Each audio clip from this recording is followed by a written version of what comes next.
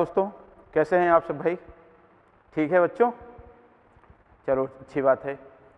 तो last lecture में हम लोगों ने स्टडी किया था, या कह लीजिए स्टार्ट किया था ओरिजिन ऑफ लाइफ को समझने के लिए।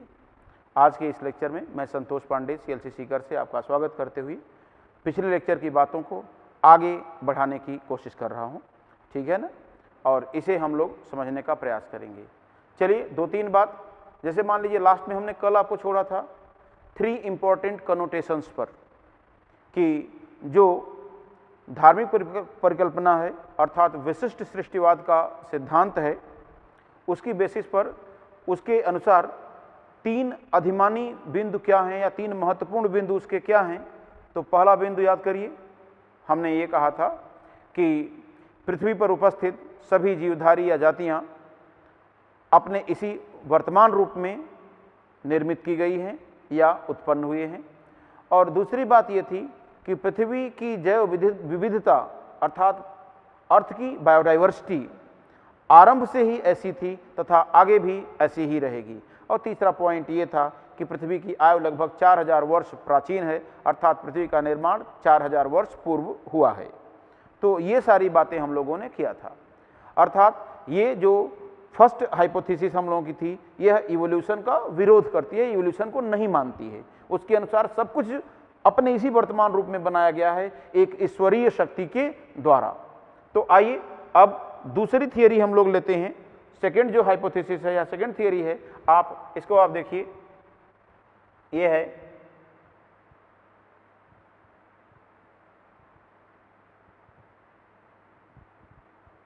अजीवात जीवोत्पत्ति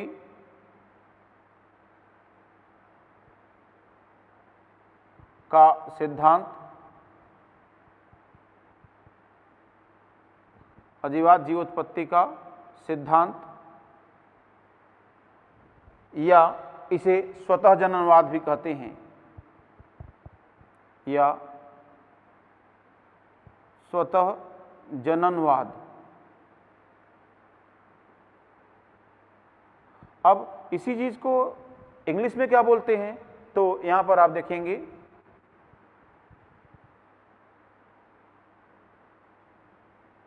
थियरी ऑफ एबायोजेनेसिस,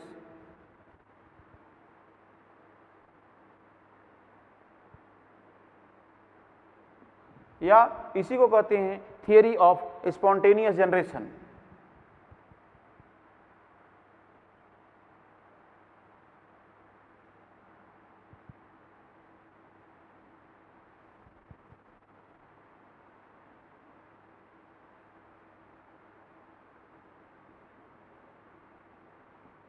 ये हो गया थियरी ऑफ स्पॉन्टेनियस जनरेशन। तो ये कहानी होगी, इस चीज को हम लोग देखें, यहां पर आप देखें, ये लाइन है। अब सवाल उठता है कि किसके द्वारा प्रस्तुत किया गया, तो इसमें आप लिखेंगे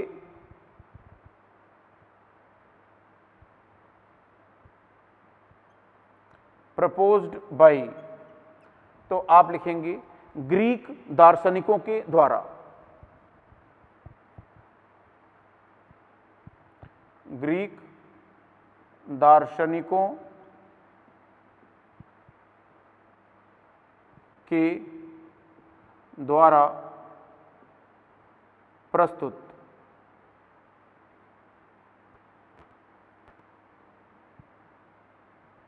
अब जैसे, तो आप देखेंगे जैसे प्लेटो, एरिस्टोटल,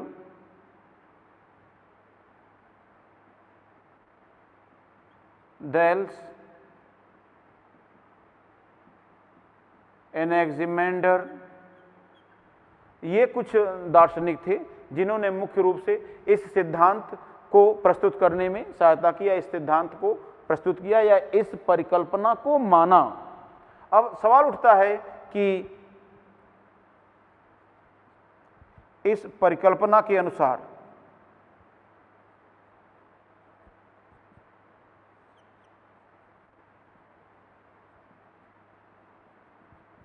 अब सवाल उठता है कि ये मत क्या कहता है, ये परिकल्पना क्या कहती है। तो आप ध्यान देंगे कि ये परिकल्पना ये बात कहती है कि पृथ्वी पर उपस्थित सभी जीवधारी स्वतः निर्जीव पदार्थों से उत्पन्न हुए हैं। अर्थात यहां पर आप ध्यान देंगे, जीवों की उत्पत्ति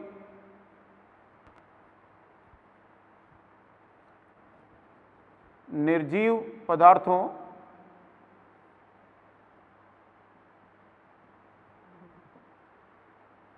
से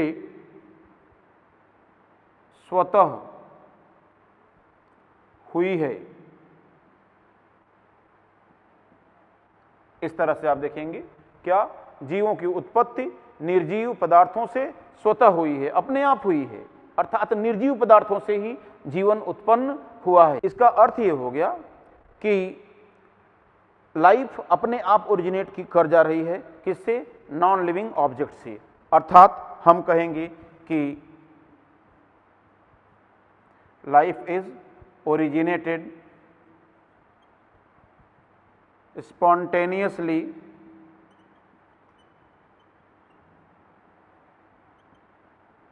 from non-living objects। Non living object से अपने आप लाइफ ओरिजिनेट हुई है। ये बात कही गई, ये बात समझाई गई। अब यहां पर हम लोग देखें कि हाँ जी, ध्यान देंगे कि इस परिकल्पना के अनुसार ये बात आ गई, ठीक है ना। तो अब हम लोग थोड़ा सा समझने की कोशिश करेंगे, थोड़ा सा देखने की कोशिश करेंगे कि क्या कहानी होगी, ठीक है।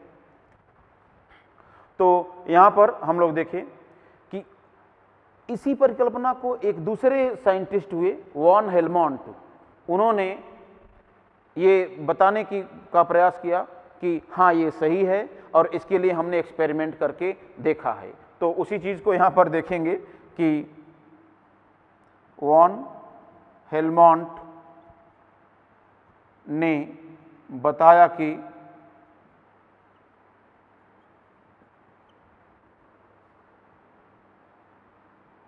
गेहूं की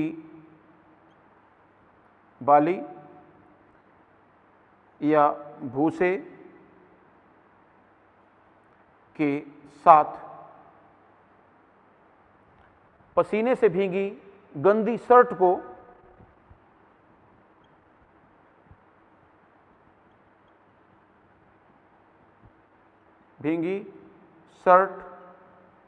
को रखने पर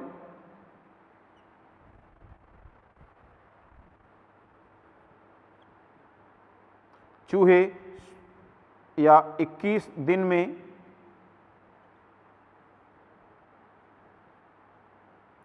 चूहे स्वतः उत्पन्न हो जाते हैं। इन्होंने कहा कि हमने एक्सपेरिमेंट करके देखा हुआ है और ऐसा होता है, जो सर्वथा अनुचित था, सर्वथा गलत था। इसमें कोई भी साइंटिफिक बेस नहीं था, ना तो कोई सच्चाई थी, लेकिन इन्होंने ऐसा बताया कि हमने ऐसा करके देखा है और चूहे उत्पन्न हो गए। हो सकता है कि आसपास से चूहे कहीं से आ गए हों, इनको ऐसा लगा हो कि चूहे उत्पन्न हो रहे हैं। क्लियर है ना। अब इसी के साथ साथ आप ध्यान देंगे, अब ये तो हुई क्या कि दूसरी थियरी थी हमारी, सेकंड थियरी थी। अब हम लोग आते हैं कि तीसरी सिद्धांत की ओर। तो यहां पर आप देखेंगे जो थर्ड हाइपोथेसिस थी, हम लोग उसकी बात करें तो यहां पर आप देखिए थर्ड नंबर पर क्या आएगा, इसको आप देखिए कि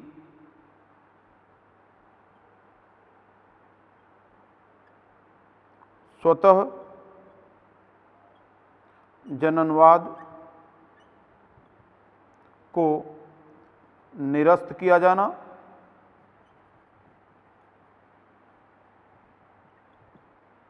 स्वतः जननवाद को निरस्त किया जाना, या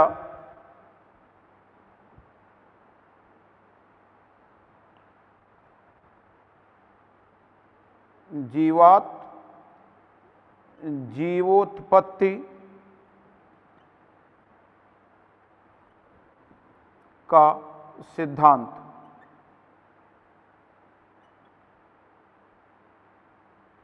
जी हाँ, जीवात जीवोत्पत्ति का सिद्धांत। अब यहां पर हम लोग देखेंगे कि इसको इंग्लिश में कैसे लिखेंगे। आप लिखेंगे रिजेक्शन ऑफ ए बायोजेनेसिस और theory of biogenesis.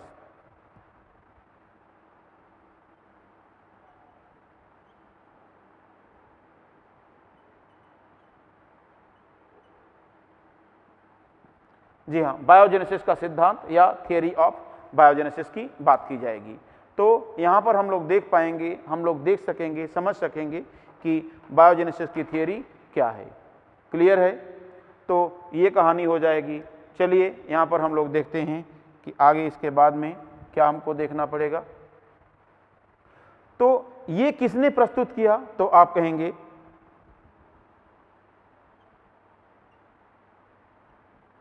Proposed by, ये 3 लोग थे। तो यहां पर आप देखेंगे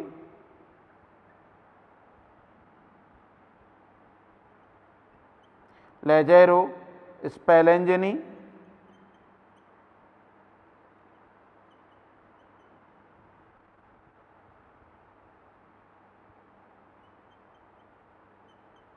फ्रांसिस्को रेड्डी और लुइस पास्चर। ये 3 लोग थे जिन्होंने इस सिद्धांत को प्रस्तुत किया और इस सिद्धांत का नाम क्या है? जीवात जीवोत्पत्ति का सिद्धांत या थियरी ऑफ बायोजेनेसिस। ये इन्होंने तीनों ने प्रस्तुत किया। तो इसमें हमें 2 लाइन लिखना भी होगा। आइए देखते हैं कि इसमें हमें क्या बोलना पड़ेगा।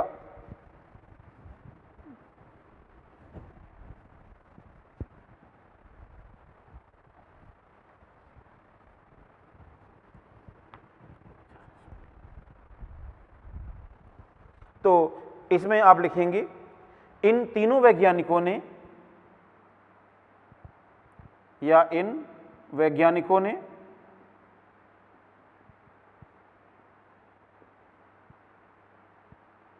अपने अलग अलग प्रयोगों द्वारा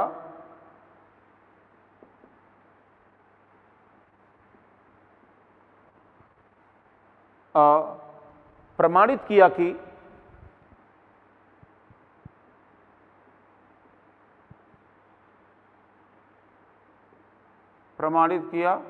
कि जीवन की उत्पत्ति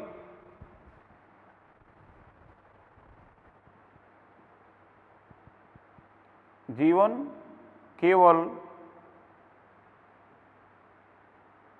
पूर्व में उपस्थित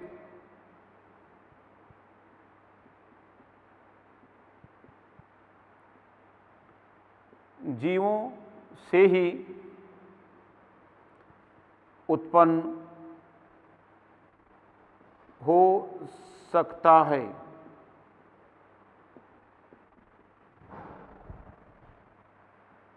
जी हाँ, जीवन केवल पूर्व में उपस्थित जीवों से ही उत्पन्न हो सकता है और इसी को कहते हैं जीवात जीवोत्पत्ति, अर्थात जीवन से जीवन के उत्पन्न होने का सिद्धांत। इसी को आप कहते हैं दैट इज बायोजेनेसिस।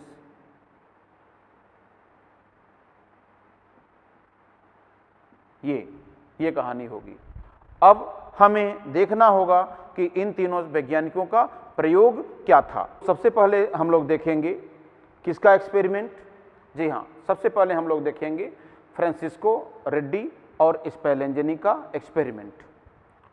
तो इसमें आप लिखेंगे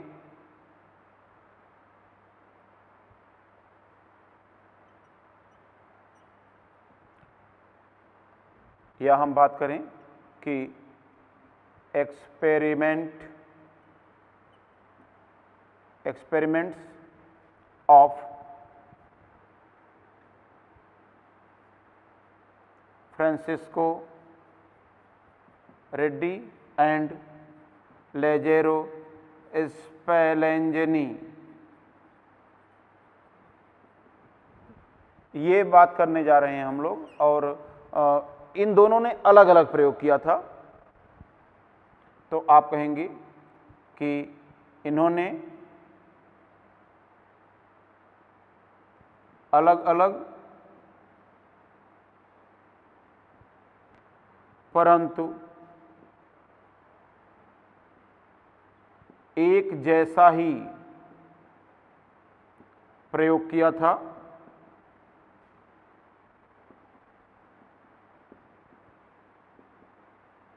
अब दोनों में विभिन्नता क्या थी, तो यहां लिखेंगे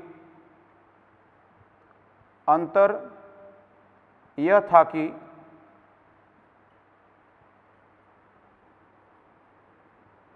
रेड्डी ने जो न्यूट्रिएंट मीडियम या पोषक माध्यम के लिए रूप में रखा था, तो इसमें आप लिखेंगे पोषक माध्यम के रूप में किसको रखा था, तो आप कहेंगे पोषक माध्यम के रूप में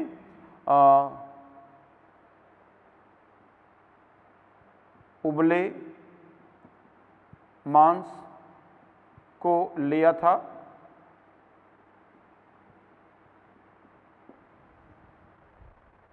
और दूसरी कहानी ये है कि स्पैलेंजनी ने पोषक माध्यम के रूप में मांस व सब्जियों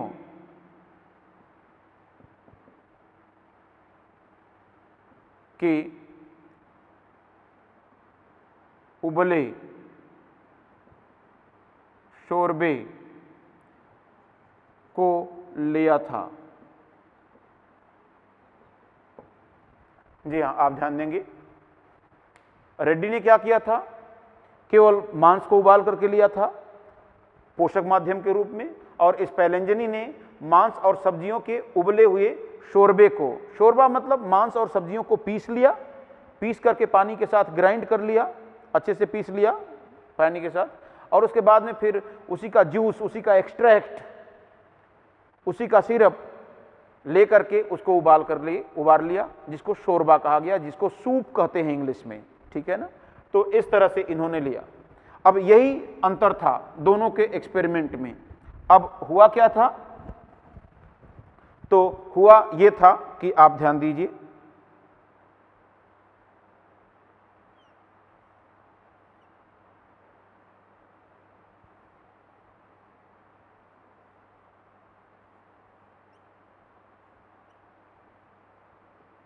इसमें देखिए उबला हुआ मांस खुले जार में,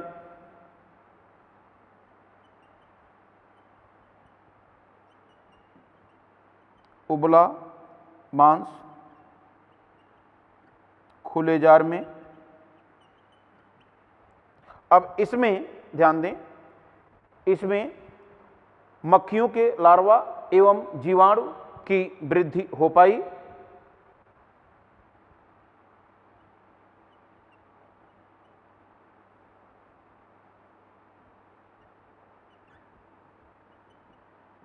मक्खियों के लार्वा विकसित हुए, और दूसरी कंडीशन ये थी कि यहां पर आप ध्यान दीजिए,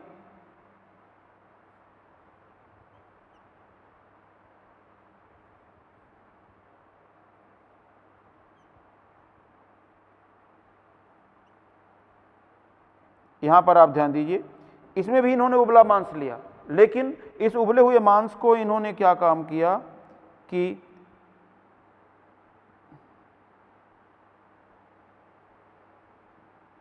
पूरी तरह से अपारगम्य शीट के द्वारा, अपारगम्य झिल्ली के द्वारा इसको पूरी तरह से सील कर दिया गया, पूर्णतः बंद जार में।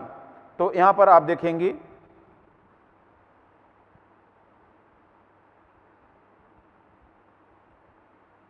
उबला मांस किसमें? तो आप कहेंगे वायुरोधी जारण में,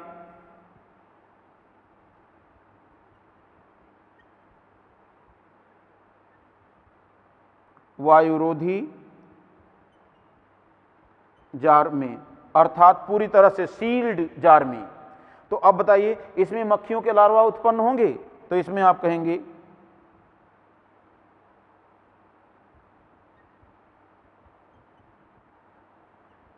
मक्खियों के लार्वा या जीवाणु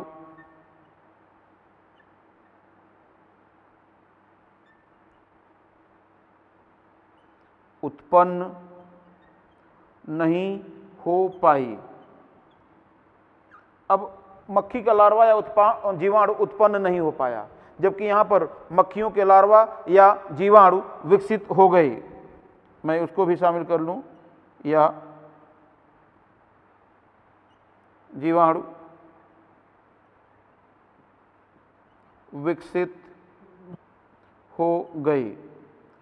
तो मक्खी के लार्वा या जीवाणु यहां पर क्यों विकसित हुए? क्योंकि ये खुला हुआ था, मक्खियां आ सकती थी, उन्होंने अपने अंडे यहां दिए।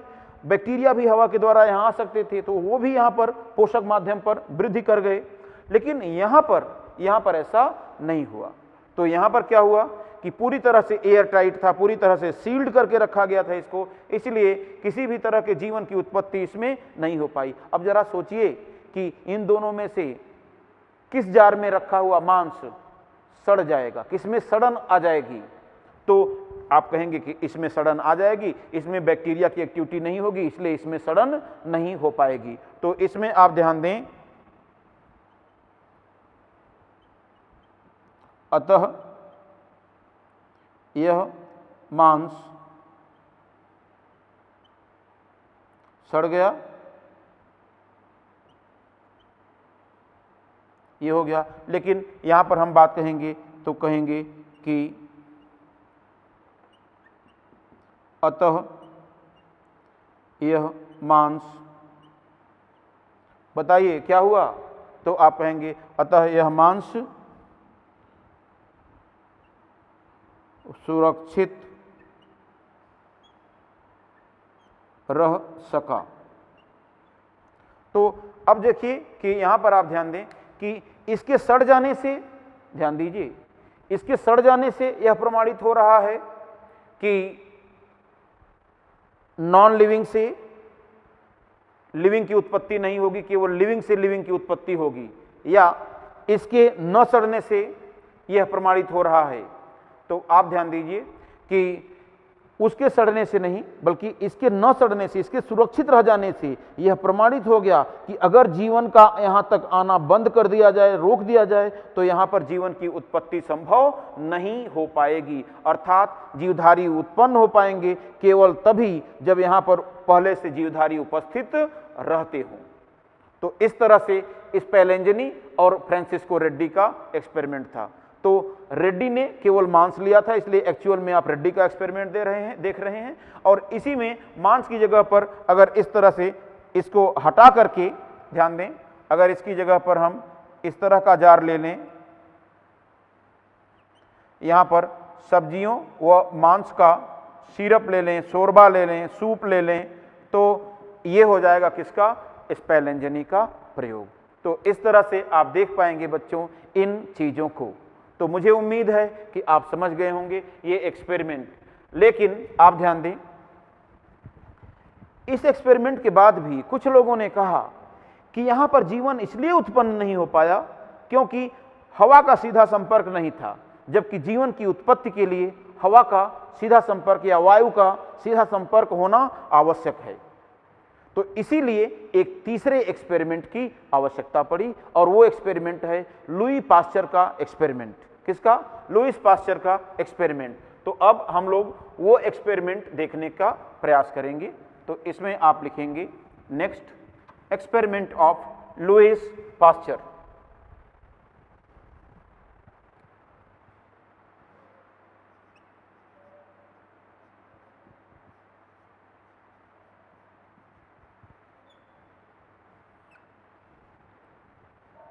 या हम इसे कहेंगे स्वान नेक एक्सपेरिमेंट।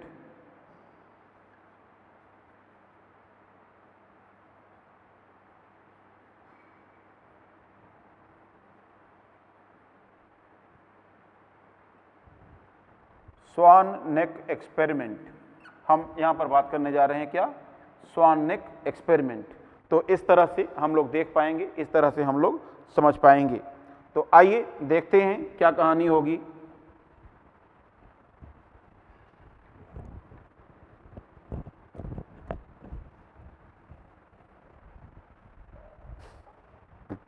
जी हाँ, तो अब लुई पास्चर का एक्सपेरिमेंट देखेंगे, क्या किया था इन्होंने। तो इसमें आप देखेंगे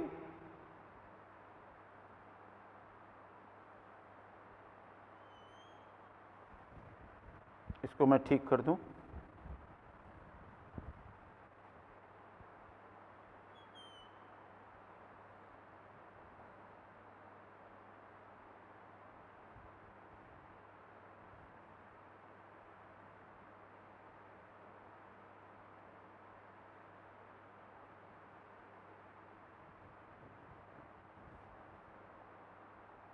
लुई पास्चर ने एक फ्लास्क लिया, यहां पर आप देख पा रहे होंगे, एक फ्लास्क लिया इन्होंने, और इस फ्लास्क में इन्होंने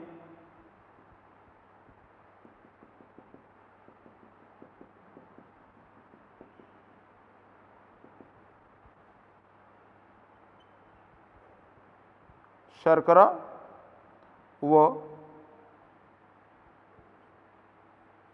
ईस्ट के मिश्रण से बना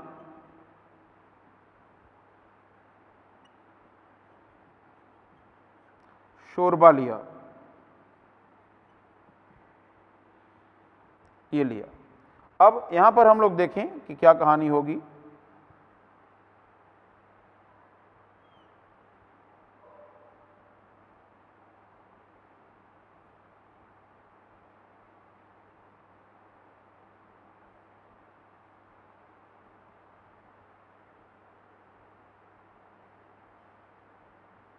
हम लोग देखें, इन्होंने इसको क्या किया, बॉयल किया, और साथ ही इन्होंने बॉयल करने से पहले इसकी नेक को गर्म करके लंबा खींच दिया, और इसे लंबा खींचते हुए इस तरह से एस के आकार में इसे मोड़ दिया।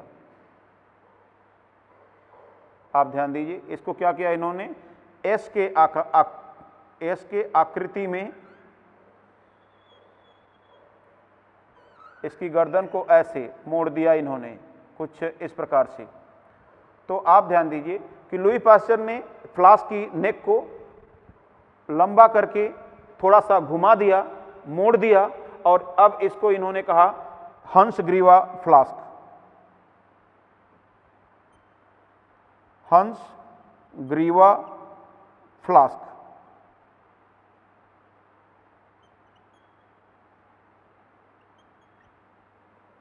जी हाँ, इसको कहा गया, मैं थोड़ा सा सही से लिखूं, हंस ग्रीवा फ्लास्क, ये हो गया। अब इसमें इन्होंने क्या लिया, शर्करा व ईस्ट के मिश्रण से बना शोरबा लिया, और इस शोरबे को इन्होंने बॉयल किया। तो जब इन्होंने इसको अच्छे से बॉयल किया तो यहां से वाटर वेपर आया इस तरह से, ये और ये वाटर वेपर इस तरह से आप देखिए यहाँ पूरी तरह से बाहर निकलने लगा, कुछ इस तरह से ऐसे। तो ये वाष्प निकली, और सवाल उठता है कि बॉयल क्यों किया गया। बॉयल इसलिए किया गया क्योंकि इसको स्टेरिलाइज करना था, अर्थात निर्जर्मीकृत करना था। निर्जर्मीकृत का अर्थ ये होता है बच्चों कि इसमें उपस्थित किसी भी तरह के बैक्टीरिया या ईस्ट को समाप्त कर देना था, किल कर देना था, मार देना था उसको, इसलिए इन्होंने इसको बॉयल किया। और बॉयल करने के बाद में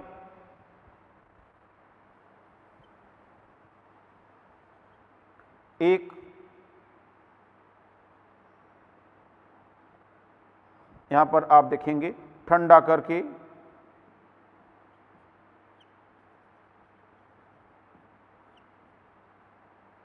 एक सप्ताह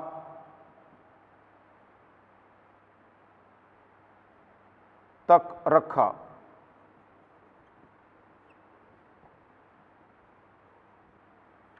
अब ठंडा करके इन्होंने क्या किया, 1 वीक के लिए इसको रख दिया और इन्होंने देखा कि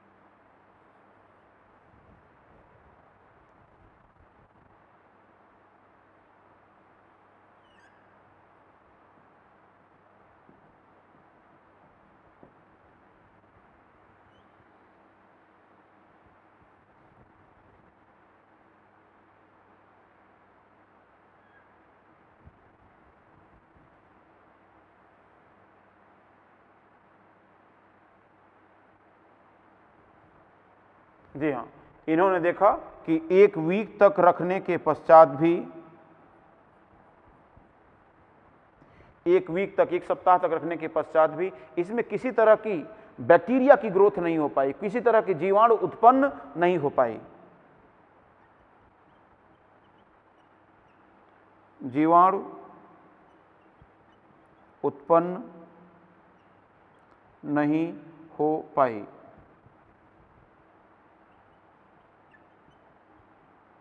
ऐसा नहीं हो पाया। अब आप देखिए, आप यहां पर ध्यान से समझने का प्रयास करिएगा कि अब यहां पर कोई भी तरह की लाइफ ओरिजिनेट नहीं कर पाई। कारण क्या था जानते हैं? कारण कुछ ऐसा था। कारण यह था कि जब इस वाष्प को यहां से ध्यान वाष्पीकृत किया गया था, इसको उबाल करके, तो यहां की जो वाष्प थी नली की, वह संघनित होकर के यहां पर थोड़े से जल के रूप में एकत्रित हो गई। इस नली की वाष्प जो थी वो ठंडी होकर के संघनित होकर इस ट्यूब की मुड़े हुए भाग में थोड़े से जल के रूप में एकत्रित हो गई। अतः प्रवेश करने वाले जो जीवाणु थे, बैक्टीरिया थे, वह इसी जल में अवरुद्ध हो गए और ये इस पोषक माध्यम तक नहीं पहुंच पाए। इससे जीवाणुओं का उत्पन्न हो पाना संभव नहीं हो पाया। तो उत्पन्न नहीं हो पाए क्यों? तो आप देखिए, मैं दिखा रहा हूं। क्योंकि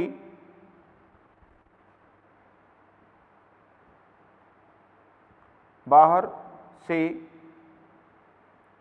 आने वाले जीवाणु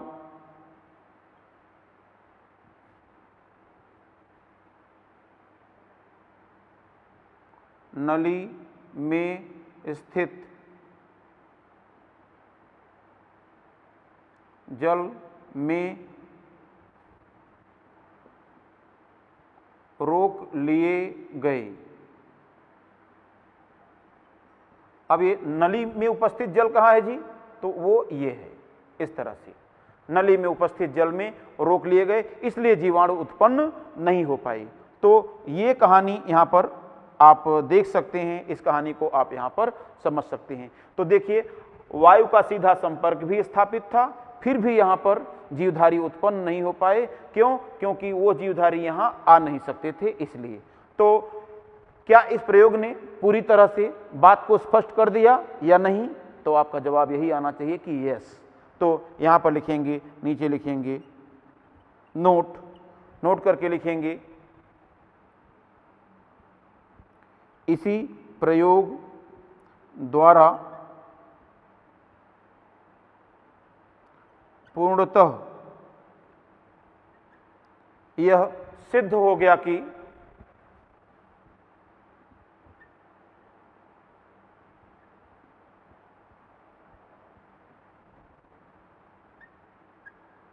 जीवन की उत्पत्ति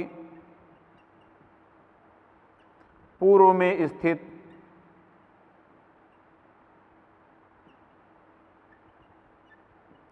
जीवों से ही हो सकती है।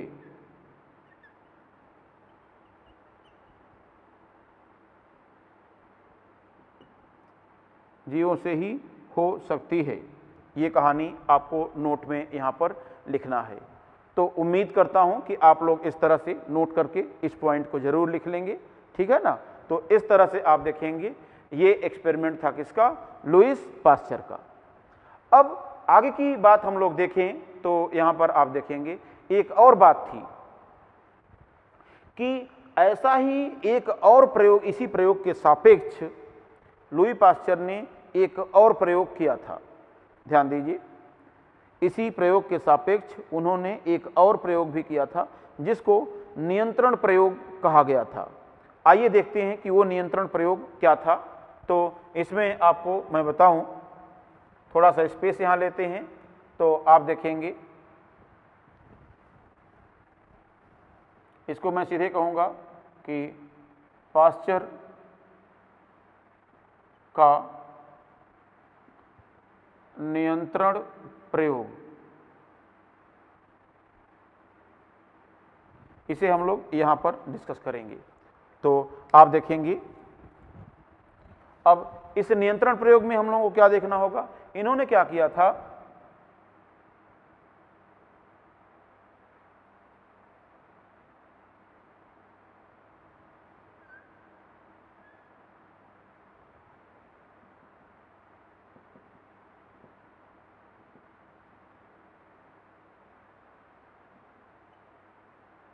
ईस्ट व शर्करा का शोरबा, और इसे इन्होंने क्या किया, इसे इन्होंने बॉयल किया।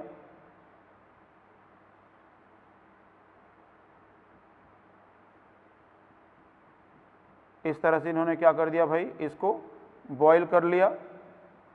तो बॉयल किया तो आप देखिए ये वेपर तो बाहर निकलेगा ही निकलेगा, निश्चित रूप से निकलेगा। और इसे आप ध्यान दें,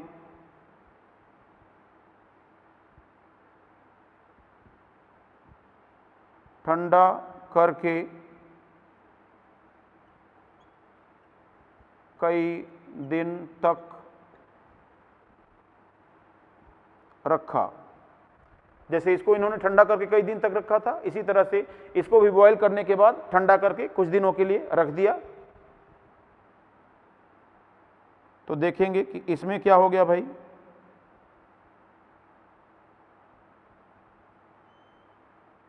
आप ध्यान दीजिए,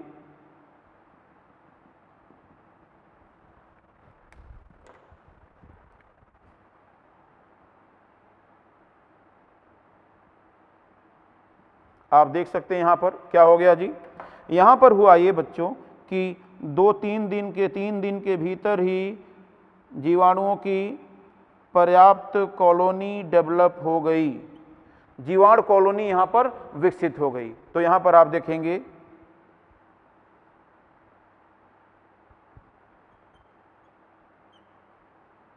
जीवाणु कॉलोनी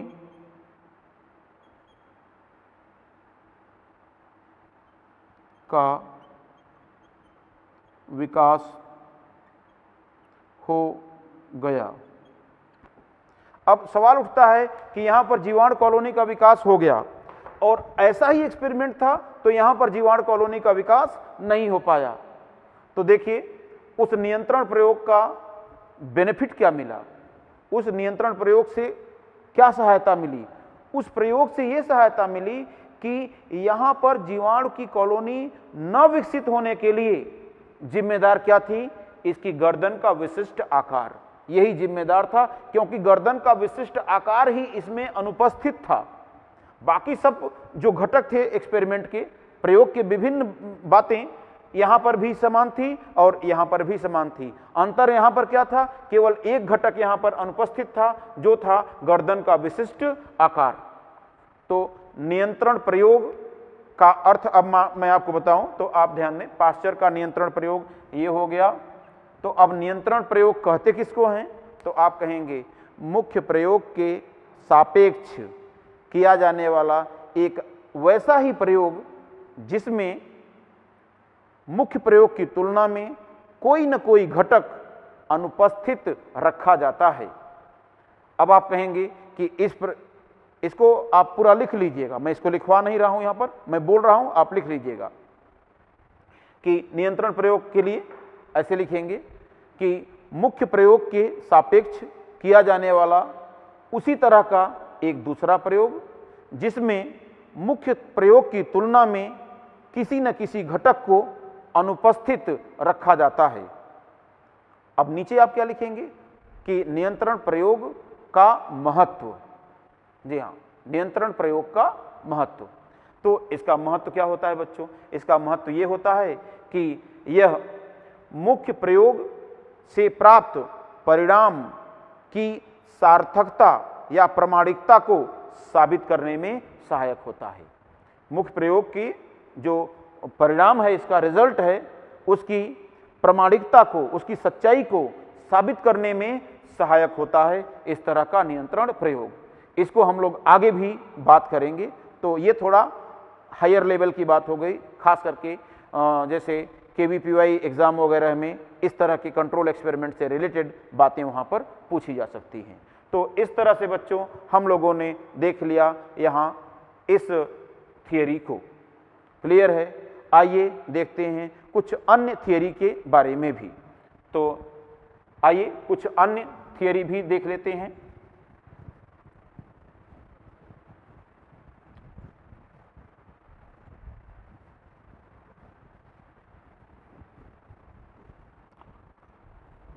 तो ये तीन की बात करेंगे। ये जो तीन आपने देखा है, ये तीन तो हम लोगों के लिए बहुत ही महत्वपूर्ण है।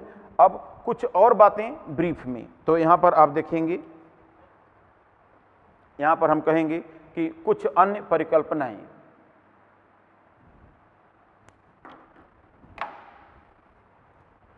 हाँ जी, बात करेंगे हम लोग कुछ अन्य परिकल्पनाएं।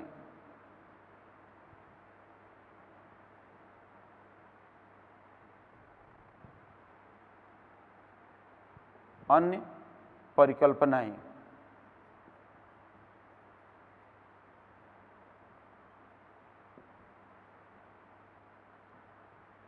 एक तो ये देख लेंगे।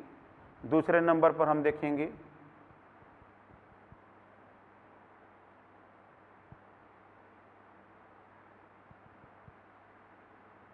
प्रस्तुतकर्ता, और तीसरे नंबर पर हम देखेंगे कि स्टेटमेंट। स्टेटमेंट को हिंदी में हम लोग क्या लिख सकते हैं? तो कथन लिख सकते हैं।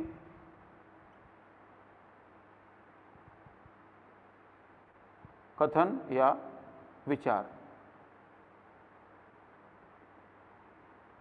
तो ये कुछ थियरी को हम लोग इस तरह से टेबल फॉर्म में देख लेते हैं, टेबल के फॉर्म में देखेंगे। तो नंबर 1 यहाँ चौथी थियरी है, ये 4th है। 3 तो ऑलरेडी हम लोग देख चुके हैं। तो 4th की बात करेंगे हम लोग। तो यहाँ पर लिखेंगे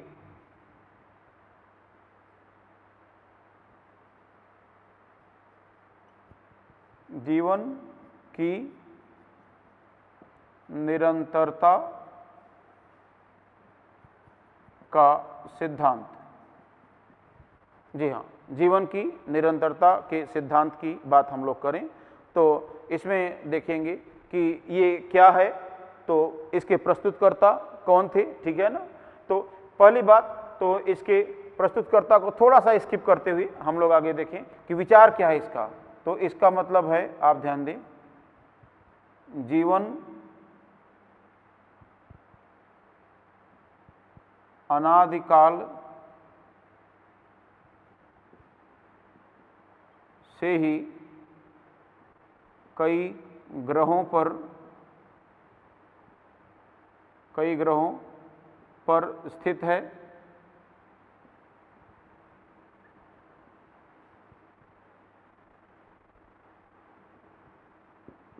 जहाँ से एक से दूसरे ग्रह तक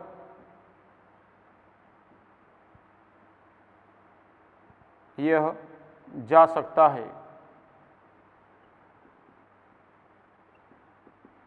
इस तरह से, अर्थात ये थियरी कहती है कि जीवन अत्यधिक आरंभिक समय से ही, जब ग्रहों का निर्माण हुआ तभी से कई ग्रहों पर उपस्थित है और एक ग्रह से दूसरे ग्रह तक यह जा सकता है। इसी तरह से पृथ्वी पर भी किसी दूसरे ग्रह से हो सकता है आया हो, ऐसा इस थियरी का विचार है। अब इसके जो प्रमुख थियरी हैं, सिद्धांत हैं, आप देखिए यहां पर, इनको हम लोग देखेंगे। एक तो यहां पर हम लोग देखेंगे कॉस्मोजोइक थियरी, तो यहां पर आप देखेंगे एक है इसमें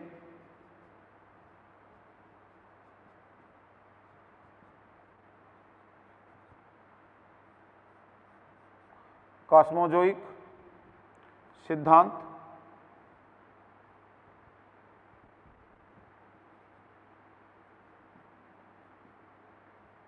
तो यहां पर आप कहेंगे इसको दिया था रिस्टर एंड प्रायर, इन्होंने दिया था। और इन्होंने क्या कहा कि जीवन किसी अन्य ग्रह से, जीवन किसी अन्य ग्रह से अंतरिक्षी धूल के माध्यम से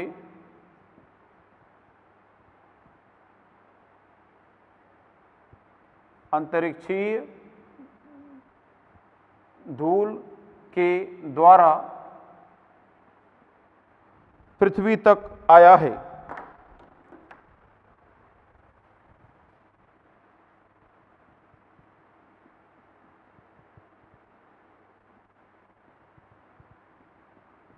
पृथ्वी तक आया है, ये बात हो गई इससे रिलेटेड।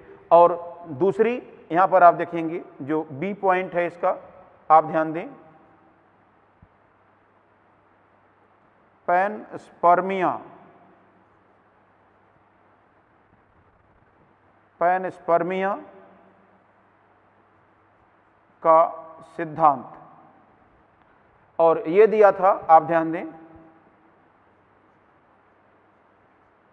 अर्हेनियस। किसने दिया था? अर्हेनियस ने। इसके अनुसार ध्यान दें, इन्होंने कहा कि पृथ्वी पर जीवन किसी अन्य ग्रह से जीवन के बीजाणुओं के रूप में आया है, जिनको पैनस्पर्म कहते हैं। तो आप लिखेंगे जीवन किसी अन्य ग्रह से जीवन के बीजाणुओं, जीवन के बीजाणुओं या पैनस्पर्म्स के रूप में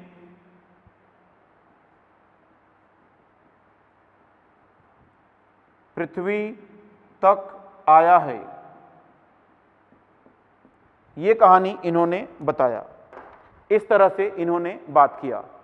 अब इसके बाद में हम लोग देखें तो क्या कहानी होगी। अब सी पॉइंट देखेंगे। एक और चीज हुई यहां पर, आप देखेंगे उल्का पिंडीय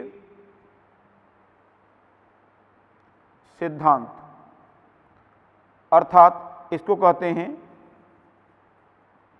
मेटियोराइटिक थियरी, और इसे प्रस्तुत किया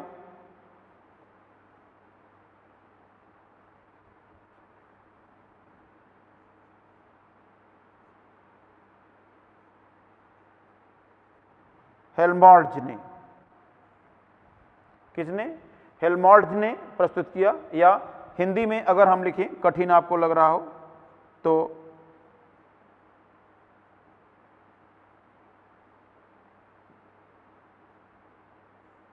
हेल्महोल्ट्ज ने प्रस्तुत किया इस सिद्धांत को, और इन्होंने कहा कि पृथ्वी, जीवन किसी अन्य ग्रह से उल्का पिंडों के माध्यम से आया है।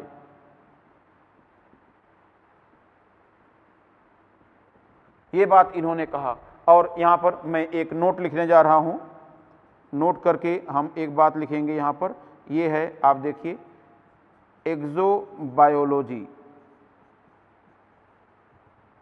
क्या? एक्सोबायोलॉजी।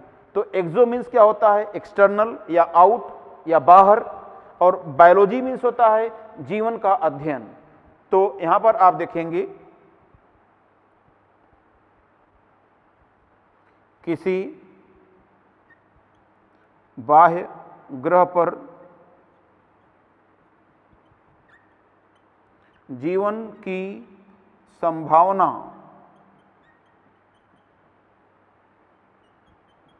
का अध्ययन।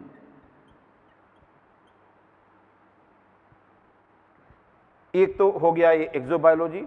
इसमें आज भी कई साइंटिस्ट विश्वास करते हैं कि अन्य ग्रहों पर भी जीवन है, और ये शायद सही भी हो सकता है कि जैसे पृथ्वी एक ग्रह है, अगर इस पर जीवन की संभावना हो सकती है तो हमारे ब्रह्मांड में कई करोड़ अरबों खरबों की संख्या में ग्रह हो सकते हैं, तो निश्चित रूप से उनमें से कुछ पर जीवन की उत्पत्ति हो सकती है। अब लेकिन यहां पर हम लोग देखेंगे एक और बात, हम लोग देखें कि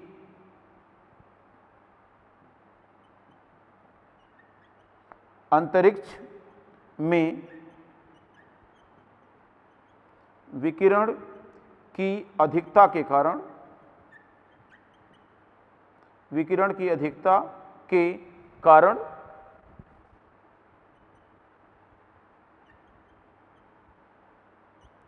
कोई भी जीव जीवित अवस्था में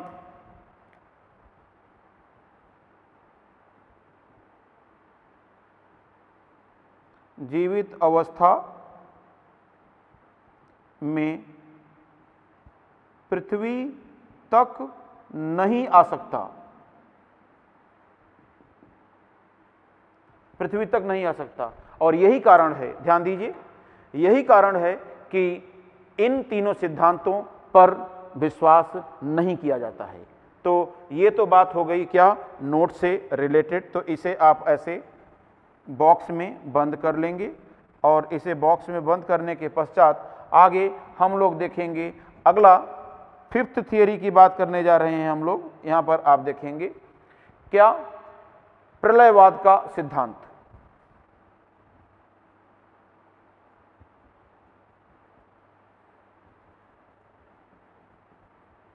जी हाँ, प्रलयवाद का सिद्धांत। अब ये प्रलयवाद का सिद्धांत क्या है?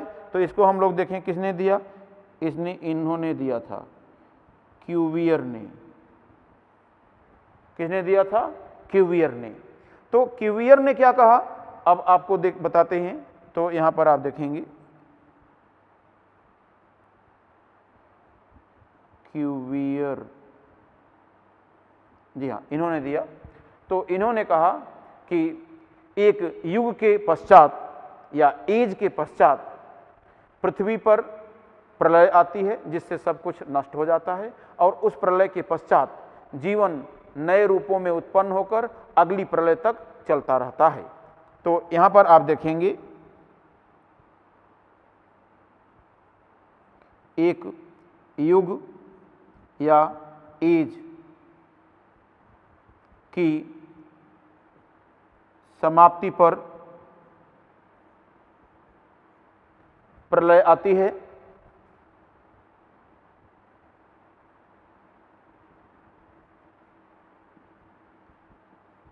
तथा समस्त जीव नष्ट हो जाते हैं,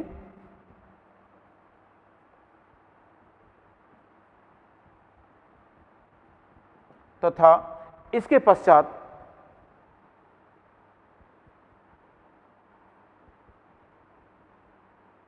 इसके बाद जीवन नए रूपों में आरंभ या उत्पन्न होता है। ये कहानी इन्होंने बताया। तो अब इनकी इस बात को झूठा साबित करने के लिए हम लोगों को क्या करना पड़ेगा? अगली प्रलय तक जीवित रहकर देखना पड़ेगा कि प्रलय आती है कि नहीं आती है। और आ भी गई तो हम लोग नष्ट हो जाएंगे और जान नहीं पाएंगे कि इसके बाद जीवन उत्पन्न होगा कि नहीं, ठीक है ना। तो ये सब बेकार की बातें थी, इनको स्टेटमेंट पर कम ध्यान देना है आपको, इन स्टेटमेंट को आपको कम ध्यान देना है। आपको केवल यहाँ से एक चीज़ मैं सजेस्ट करूँगा कि इन थियरी के नाम और जिसने प्रस्तुत किया है उस थियरी को, उसका नाम आपको याद रहना चाहिए। और अगली क्लास में हम लोग डिस्कस करेंगे जो मॉडर्न थियरी है, ओपेरिन और हेल्डेन की थियरी, उस पर हम लोग डिस्कस करेंगे। तो आज की क्लास को बच्चों यहीं पर हम लोग विराम देते हैं, ठीक है।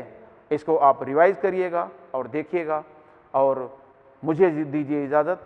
मैं अगले लेक्चर में आपसे फिर मिल पाने के लिए आपसे लेता हूँ विदा। जय हिंद, जय CLC।